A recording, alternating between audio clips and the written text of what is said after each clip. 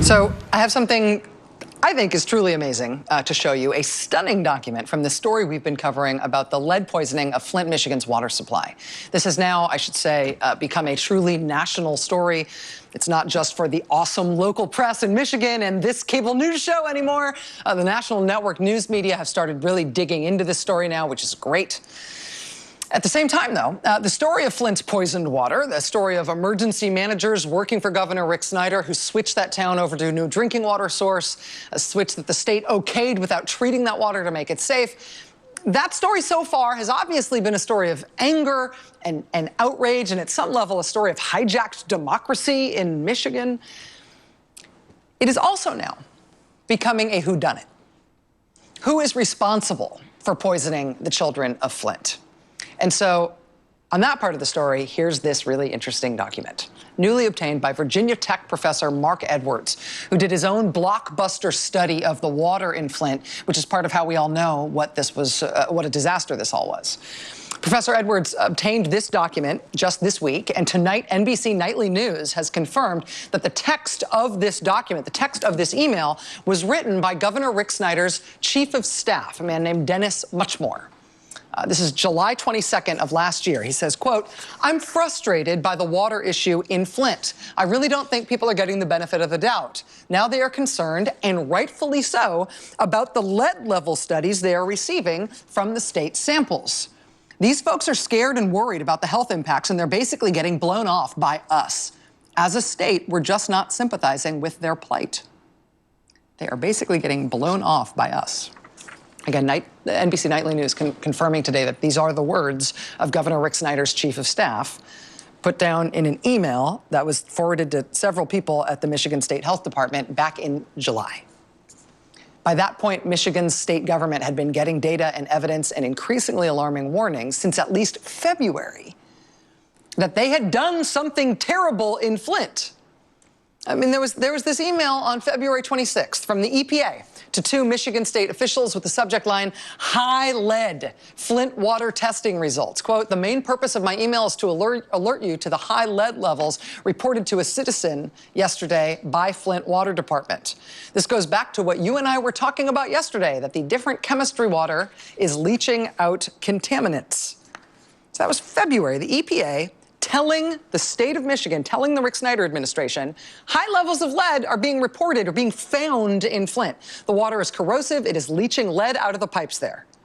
That was the state being told what was wrong by the EPA last February. And still, the Snyder administration told the people of Flint to relax, keep drinking the water. Then there was the memo from the EPA in June, subject line, "High lead levels in Flint, Michigan." Copied on that memo, 4 different Michigan state officials from the State Environment Agency. There was also the email from a Michigan State Health Department official to 4 of her colleagues in that agency in July. Quote, "There does appear to be a higher proportion of elevated blood lead levels last summer than usual." There was the email in September from another state health official to 3 of his state colleagues. Quote, "Sounds like there might be more to this than what we learned previously. Yikes." That's literally written in the email, the word yikes.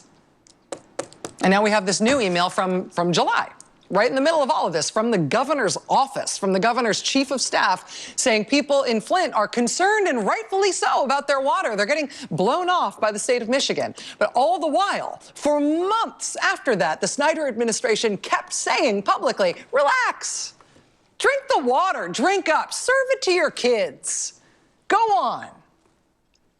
Well, this is what was going on internally in the Snyder administration. And this is just a sampling of the information that we have got that proves that the Snyder administration knew what was going on while they were saying publicly otherwise. And the kids in Flint were still drinking that water. And so, yeah, the U.S. Attorney's Office is now investigating. Federal prosecutors confirm that they are actively working on this issue. Yes, right. And the day that investigation became publicly known, yes, right, Governor Snyder signed for the first time a disaster declaration for Flint. Yes. But even with the disaster declaration, the state is still saying they can handle this themselves. The governor is still not even asking for any sort of federal help or involvement. But you know what? If this was the way we got here, if this is what happened to the kids in Flint and why, if this is how the state government did it, And how they behaved once they knew what they had done? Would you want that same state government in charge of fixing this? The way we got this trail of evidence was by local researchers and local journalists prying this stuff out. It was the work of people like this guy, Kurt Guyette. He spent a lifetime working as a journalist. Then he joined the Michigan chapter of the ACLU with the title of investigative journalist. He got the memo from an EPA whistleblower warning the state that Flint water was showing high levels of lead. He posted that memo. He interviewed the whistleblower. And in this hybrid role that he had at the ACLU, he has continued collecting documents in this case and publishing those documents. And working with Mark Edwards' team from Virginia Tech, which did its own analysis of the lead in Flint's water. It's an unusual combination of talents and expertise and passion and doggedness in pursuit of one of the most astonishing American governance stories that I have ever heard. Kurt Guyette is here next. I'm here to get free water because the water in Flint is poisoned with lead and all kind of chemicals in it, you know, and it's just a disgrace, you know, for somebody to do actually a mass poisoning.